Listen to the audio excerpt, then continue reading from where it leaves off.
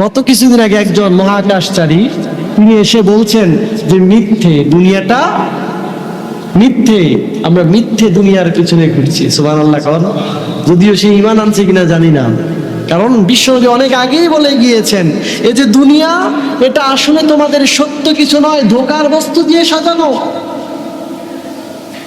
ওমাল হায়াতুদ দুনিয়া ইল্লা মাতাউল গুরুর, এটা ধোঁকার বস্তু দিয়ে সাজানো হয়েছে। তাহলে আল্লাহর কথা, রাসূলের কথা এবং বিজ্ঞানীর এই কথার সাথে মিল আছে না নাই? আছে।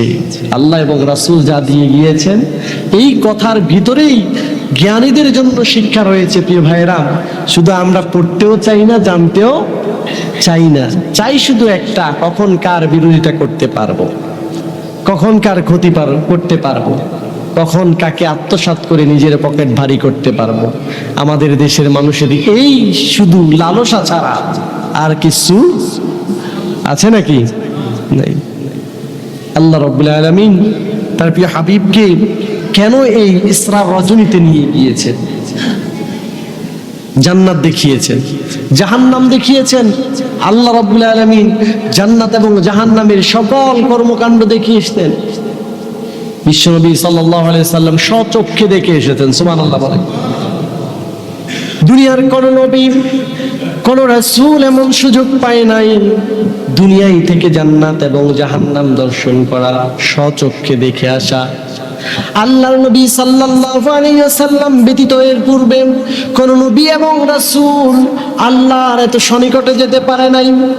আল্লাহর নবী সাল্লাল্লাহু আলাইহি ওয়াসাল্লামকে মেরাজের রজনীতে যেটা হাদিয়া হিসেবে দিয়েছেন, সেই হাদিয়ার নাম কি? মাশাআল্লাহ, সেই হাদিয়ার নাম কি? নামাজ। এই সালাতটাই আল্লাহ রাসূলকে আল্লাহ হাদিয়া দিয়েছেন। এই সালাতকে এজন্য বলা হয় শ্রেষ্ঠ ইবাদত। শ্রেষ্ঠ ইবাদতের নাম কি? শ্রেষ্ঠ ইবাদত কেমন করে নামাজ? আল্লাহ রাব্বুল আলামিন হজের হুকুম আয়াত নাজিলের মাধ্যমে করেছে, ঠিক না বেঠিক? আল্লাহ রাব্বুল আলামিন সুদ যে খাওয়া হারাম আয়াত নাজিল করে জানিয়েছেন, ঠিক না বেঠিক? আল্লাহ রাব্বুল আলামিন সাওমের মতো এত পবিত্র যে সাওম রাখতে আল্লাহ বলেছেন এই সাওম বান্দা আমার জন্য রেখেছে আর বিনিময় আমি নিজ হাতে দেব, এই সাওমের হুকুমটাও আল্লাহ আয়াত নাজিল করে করেছেন। কথা বলেন ঠিক না বেঠিক? আল্লাহর নবী সাল্লাল্লাহু আলাইহি ওয়াসাল্লামের উপর যত বিধান, কোরআনের মধ্যে প্রায় 500টা বিধান আল্লাহ রাব্বুল আলামিন নাজিল করে জানিয়ে দিয়েছেন। আল্লাহর হাবিব সাল্লাল্লাহু আলাইহি ওয়াসাল্লামকে শুধুমাত্র একটি বিধানের বিষয় আয়াত নাজিল করেন নাই, আল্লাহর বন্ধুকে আল্লাহ নিজে নিয়ে গিয়েছেন সিদরাতুল মুনতাহা পাড়ি দিয়ে আরশে মুআল্লার খুব নিকটে নিয়ে বন্ধুকে হাদিয়া দিয়েছেন এই জন্য যাতে করে বান্দা আল্লাহর গোলামি করে জীবন যাপন করতে পারে। কিন্তু আফসোসের বিষয় হলো যেটা আল্লাহর রাসূলকে আল্লাহ নিজে দিয়েছেন উম্মতের জন্য, সেটার উম্মত কোনোভাবেই কদর করতে রাজি না। কথা বলেন ঠিক কিনা? আল্লাহর নবী সাল্লাল্লাহু আলাইহি ওয়াসাল্লাম মেরাজ করেছেন একবার, আল্লাহর হাবিবকে জানিয়ে দিলেন, বন্ধু যদি আপনার কোনো উম্মত, আপনার কোনো অনুসারী ইমানের সহিত যদি দৈনিক 5 ওয়াক্ত নামাজ পড়ে অথবা যতবার সালাতে দাঁড়াবেন, বন্ধু আপনি তো মেরাজ করেছেন একবার, আসসালাতু মিরাজুল মুমিনিন, বান্দা যতবার নামাজে দাঁড়াবে ততবার আমি আল্লাহর সাথে মেরাজ কন্না। সুবহানাল্লাহ, সুবহানাল্লাহ। এদিকে বলতেই চায় না, এটা কি নামাজের ভালো লাগে না নাকি? আসসালাতু মিরাজুল মুমিনিন, নামাজ মুমিনের মেরাজ। কিন্তু সে নামাজ পড়ার জন্য আমরা কেউ আগ্রহী? নামাজের কথা বলতে আগ্রহী না। আল্লাহ রাসূল সাল্লাল্লাহু আলাইহি ওয়াসাল্লামকে তো আল্লাহ হাদিয়া হিসেবে দিয়েছেন। প্রিয় ভাইরা, আমার বন্ধুরা, আমার গভীর মনোযোগ দিয়ে এই কথাটা চিন্তা করুন। আপনার কাঙ্ক্ষিত একজন ব্যক্তি, ধরেন আপনি শুনেছেন আপনার বিবাহ হয়েছে, আপনার প্রিয়তমার সাথে আপনি কথোপকথন করতে পারছেন কিন্তু দেখা করার কোনো সুযোগ হচ্ছে না। চিঠির মাধ্যমে, চিঠি আদান প্রদানের মাধ্যমে নিজেদের ভাব আদান প্রদান হচ্ছেন। এমন তো অবস্থায় শুধু তাকে পাওয়ার যে আকাঙ্ক্ষা নিয়ে আপনি প্রাণপণ লড়াই করে যাচ্ছেন, বিশেষ করে এটা প্রবাসীরা বুঝবেন। মোবাইলের মাধ্যমে বিবাহ হলো, একদিন দুই দিন নয়, এক দুই বছর নয়, প্রায় 10 বছর পার হয়ে গেল, বিবাহ হয়ে গেল, কিন্তু রাষ্ট্রীয় জটিলতার কারণে তিনি প্রবাস থেকে বাড়িতে আসতে পারছেন না। শুধু চিঠির মাধ্যমে অথবা কোনো একজন কিছুর মাধ্যমে, যোগাযোগ মাধ্যম দিয়ে কথা হচ্ছে, কিন্তু কেউ কাউকে দেখার সুযোগ হচ্ছে না। হঠাৎ একদিন 10 বছর অতিক্রান্ত হওয়ার পর, এই 10 বছরে প্রবাসীর জীবন অনেক যুদ্ধ গিয়েছে, অনেক সংগ্রাম গিয়েছে, মানুষের মার খেতে হয়েছে অর্থ উপার্জন করার জন্য, মানুষের কাজ করতে গিয়ে বকা শুনতে হয়েছে, কাছের মানুষ দূরে সরে গিয়েছে। এমন তো অবস্থায় একদিন সেই সফলতা পেলাম, বাড়িতে আসার সুযোগ পেলাম। 10 বছর পরে সেই প্রিয়তম স্ত্রীর কাছে যখন আসবে, প্রিয়তম স্ত্রীকে সামনে নিয়ে যখন সে বসবে, নিরিবিলি নির্জন, দুনিয়ার কোনো মানুষ তাকে যেমন ডিস্টার্ব করে না, এমন তো নিরিবিলি সময় যখন সে তার স্ত্রীর সাথে কাটাবে, এমন তো অবস্থায় দুনিয়ার কারো কথা কি মনে থাকবে নাকি? জোরে বলেন, মনে থাকবে? মনে থাকবে না। কিন্তু আমার রাসূল সাল্লাল্লাহু আলাইহি ওয়াসাল্লাম 40 বছর 6 মাস পর্যন্ত तमाम মানুষদের কাছে মাথার তাজ ছিলেন, চোখের জ্যোতি ছিলেন, যাকে সুরমা হিসেবে মনে হয় যেন ব্যবহার করতে চায় তারা। এমন নবী নবুয়তের পর যখন আহলান সাহলান করে মানুষদেরকে ডাকতে চাইলেন, ও আমার জাতি, ও আমার কওম, ইসলাম গ্রহণ করো, আল্লাহর ইবাদত করো, এই কথার পর থেকে একদিন দুই দিন নয়, টানা 10 বছর অত্যাচারিত হয়েছে কি হয় নাই? লাঞ্ছিত হয়েছে কি হয় নাই? এমন 10 বছর নির্যাতিত নিপীড়িত হয়ে বিশ্বনবী সাল্লাল্লাহু আলাইহি ওয়াসাল্লাম বিশেষ দাওয়াতের মাধ্যমে সফর করে আল্লাহর আরশে আল্লাহর কাছে অতিথি হিসেবে গেলেন। যাওয়ার পর এই নিরিবিলি সময় দুনিয়ার কেউ তাদেরকে ডিস্টার্ব করার মতো নাই। আল্লাহর হাবিব এমন তো অবস্থায় মধুর সময়, যেই স্রষ্টা আমাকে বানিয়েছেন সেই স্রষ্টার সাথে কথা বলছেন, যেই স্রষ্টার দিনের দায়িত্ব পালন করছেন সেই স্রষ্টার সাথে কথা বলছেন।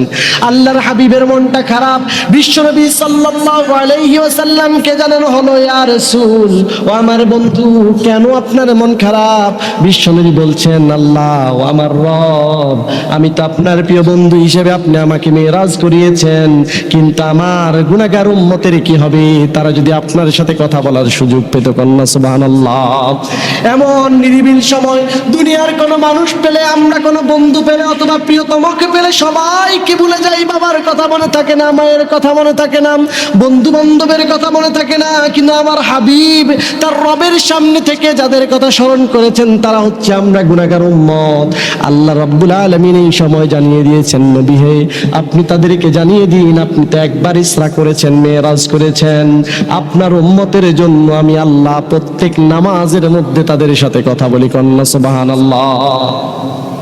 সেই ইসরা আল্লাহ আমাদেরকে দিয়েছেন হাদিয়া, আর আমরা সেই হাদিয়াটাকে এমন ভাবে ব্যবহার করছি, এটা শুধু ইমাম মুয়াজ্জিনের কাজ, আর কারো কাজ নয়। কথা বলেন? হ্যাঁ, নামাজের কথা বললে বলে এটা ওই লোকের, ওই দলের লোক, এই দলের লোক, এটা তো সমাজের অ্যালার্জি, এর দ্বারা সমাজ খারাপ হয়ে যাচ্ছে। আরে বেটা ফাজিল, যে নামাজের দিকে ডাকে, যে হকের দিকে ডাকে, যে কোরআনের দিকে ডাকে, তার চেয়ে ভালো কথা আর কারো হতে পারে? ওয়ামান আহসানু কাওলাম মিম্মান দাআ ইলাল্লাহ ওয়া আমিলা সালিহান ওয়া ক্বালা ইন্নানি মিনাল মুসলিমিন।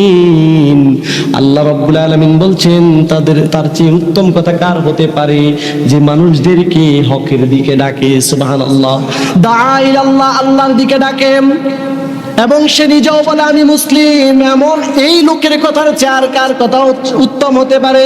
আল্লাহর নবী বলেন, মান ক্বালা বিহি সাদাকা ওয়া মান আমিলা বিহি উজরা ওয়া মান হাকামা বিহি আদালা ওয়া মান দাআ হুদিয়া ইলা সিরাতিম মুস্তাকিম। যে কোরআন থেকে ডাকে, কোরআনের দিকে ডাকে, কোরআন দিয়ে কথা বলে, সে সত্য বলে। সুবহানাল্লাহ। এখন এই নামাজের কথা তো যারা বলে তারা কোরআন দিয়ে বলে নাকি গীতা দিয়ে বলে? কোরআন দিয়ে বলে না? তাহলে এর কথার চেয়ে উত্তম কথা কার হতে পারে ভাই? এবার আসুন, রাষ্ট্রীয় একটা উদাহরণ আমি অনেক আগে দিয়েছিলাম, আজকে আবার দ্বিতীয়বার দিচ্ছি। রাষ্ট্রপ্রধান যেই নির্বাচিত হওয়ার পর আপনি যে সংগ্রাম করলেন, সমাজের মধ্যে কাজ করলেন, নির্বাচনী কাজ করলেন, প্রচারণার কাজ করলেন, মায়ের খেয়েছে, খাওয়ার পর আপনাকে সংসদীয় আসন থেকে আপনি যে কাজ করেছেন এটার জন্য আপনাকে বাহবা দেওয়ার পর আপনার নামটা একবারে পার্লামেন্টের সর্বোচ্চ মেম্বারের কাছে চলে গেল। তিনি আপনাকে দাওয়াত করেছেন, এই দাওয়াত করাটা আপনি কি ফেলে দিবেন? আচ্ছা, আপনি যেতে পারেন নাই, আপনাকে একটা গিফট দিবে বলছি। এখন বলেন তো, দুনিয়ার যত কাজ থাকে আপনি কি থাকবেন না চলে যাবেন? যাবেন না? আপনার বিবির কাছে আপনি আজকে ঘরে গেলেন, বিবি খুশি হলো আপনি নামাজে এসেছেন অথবা কাজ করে এসেছেন, আপনাকে একটা হাদিয়া দিল বা উপহার দিল। এই উপহারটা পেলে পরে আপনি যদি ফেলে দেন, বিবি খুশি হবে না নারাজ হবে? এদিকে কথা কয় না, খুশি না নারাজ? নারাজ হবে। এই নারাজ হওয়াটা আপনি তাকে রাজি করানোর জন্য সর্বোচ্চ কৌশল খাটাবেন, সে একটা সময় বুঝতে পারবে যে আপনার মন মেজাজ ভালো ছিল না। একই কাজ আপনাকে ওয়ার্ড মেম্বার বা কাউন্সিলর অথবা চেয়ারম্যান করলো, আপনাকে কিছু হাদিয়া দিল, আপনি তার সামনে ছুঁড়ে ফেলে দিলেন, তোমার হাদিয়া আমার দরকার নাই, লাগবে না তোমার হাদিয়া। আপনার স্ত্রী যে আচরণ করেছে সে আচরণ আর মেম্বারের আচরণ কি এক হবে? চেয়ারম্যানের আচরণ এক হবে? একই হাদিয়া আপনাকে দেবে রাষ্ট্রীয় প্রধান, আপনি রাষ্ট্রপ্রধানের সামনে থেকে হাদিয়া নিয়ে ছুঁড়ে ফেললেন, নিক্ষেপ করলেন, নিলেন না আপনি তার হাদিয়া, সে কি খুশি হবে? এখন বলেন তো, স্ত্রী যে সাজা দিয়েছে, প্রিয়তম স্ত্রী আপনার সাথে কিছু সময় কথা বলে নাই, একই সাজা কি চেয়ারম্যান বা মেম্বার দিবে? হ্যাঁ, একই সাজা চেয়ারম্যান যা দিয়েছে সেই সাজাটা কি রাষ্ট্রীয় প্রধান দিবে না আরো বেশি দিবে? কি হতে পারে? সর্বোচ্চ সাজা মৃত্যুদণ্ড হতে পারে কি পারে না? একই বিষয় সহজভাবে বুঝুন। আল্লাহ রাব্বুল আলামিন আপনাকে নামাজ দিয়েছে হাদিয়া, আপনি দুনিয়ার স্ত্রীর যেই হাদিয়াটা নিক্ষেপ করলে পরে সে অভিমান করতে পারেন, একই হাদিয়া আপনাকে ওয়ার্ড মেম্বার অথবা আপনাকে চেয়ারম্যান দিলে পরে আপনি নিক্ষেপ করলে সে যেমন রাগান্বিত হতে পারে, আপনার বিরুদ্ধে অ্যাকশন নিতে পারে। একই হাদিয়া আপনাকে রাষ্ট্রীয় প্রধান দিলে পরে আপনি যদি নিক্ষেপ করে ছুঁড়ে ফেলে যান, এমন যারা করেছে পূর্বে, আল্লাহ রাসূল সাল্লাল্লাহু আলাইহি ওয়াসাল্লামের উদাহরণটা পরে দিচ্ছি। আপনার স্ত্রী আপনার নেতার হাদিয়াগুলো নিক্ষেপ করার পরে আপনার জন্য যেমন জীবন সংকীর্ণ হয়ে যাবে, নিরাপদ হবে না, রাষ্ট্রপ্রধানের হাদিয়া সরাসরি নিক্ষেপ করার পরে, অপমান করার পরে আপনার জন্য সাজা বেড়ে যাবে, সর্বোচ্চ মৃত্যুদণ্ড হতে পারে। কিভাবে আল্লাহ যে হাদিয়া রাসূলকে দিয়েছেন সে হাদিয়া আপনি যদি অমান্য করেন, নিক্ষেপ করেন, অর্থাৎ না মেনে আল্লাহর হাদিয়াটাকে গ্রহণ না করতে পারেন, আমলে আনতে না পারেন, আল্লাহর নেতার চেয়ে ক্ষমতা বেশি আছে না নাই? কম না বেশি? কেমন বেশি? আল্লাহ রাব্বুল আলামিনের এই হুকুমগুলো যারা অমান্য করে চলবে, আল্লাহ রাব্বুল আলামিন তাদের জন্য জ্বলন্ত অগ্নিশিখা রেখেছে, যেখানে বাঁচতে বাঁচতে বাঁচতেও পারবেন না, মরতে মরতে মরেও যেতে পারবেন, ধ্বংস হবে, আবার জোড়া করা হবে, আবার সাজা হবে। প্রিয় ভাইরা, আজকের কথা থেকে যত কিছুই শুনেছেন, আশা করতেছি দুইটা বিষয় আপনারা বুঝতে সহজভাবে বুঝতে পেরেছেন। এক, ইসরার ঘটনায় কোনো সন্দেহ, মেরাজের ঘটনায় কোনো সন্দেহ নাই। দুই নাম্বার, আল্লাহ যে হাদিয়া দিয়েছেন সে হাদিয়াটা আমার আপনার জন্য আল্লাহ নিয়ামত হিসেবে দিয়েছেন, এটা যদি কেউ ছুঁড়ে ফেলে, নেতা যেমন তাকে সাজা দিতে সক্ষম, আমার আল্লাহ এর চেয়ে বেশি সাজা দিতে সক্ষম। কথা বলেন ঠিক না বেটি? ইনশাআল্লাহ যতদিন বেঁচে থাকবো নামাজ পড়বো, রাজি আছি কারা? দুই হাত তুলে আল্লাহকে দেখান। আল্লাহ আমাদেরকে কবুল করে, সবাই আমিন। প্রিয় ভাইয়েরা আমার, নামাজ, আপনার নামাজ কারো সাথে যাবে না, তবে হ্যাঁ, আপনি যদি ডাকেন তার নামাজের সওয়াব আপনার আমলনামায় দেওয়ার সুযোগ আছে না নাই? অর্থাৎ ডাকবেন তো ইনশাআল্লাহ। এই মেরাজের মাস থেকে আমরা শপথ গ্রহণ করবো ইনশাআল্লাহ, প্রতিদিন নামাজের দিকে আমরা আমাদের ভাইদেরকে, আমাদের সন্তানদেরকে, আমাদের চাচাদেরকে ডেকে ডেকে মসজিদে নিয়ে আসবো ইনশাআল্লাহ। তৌফিক দেশে বলে আমিন। ওয়া আখির দাওয়ানা আলহামদুলিল্লাহি রাব্বিল আলামিন। আসসালামু আলাইকুম ওয়া রাহমাতুল্লাহি ওয়া বারাকাতুহু।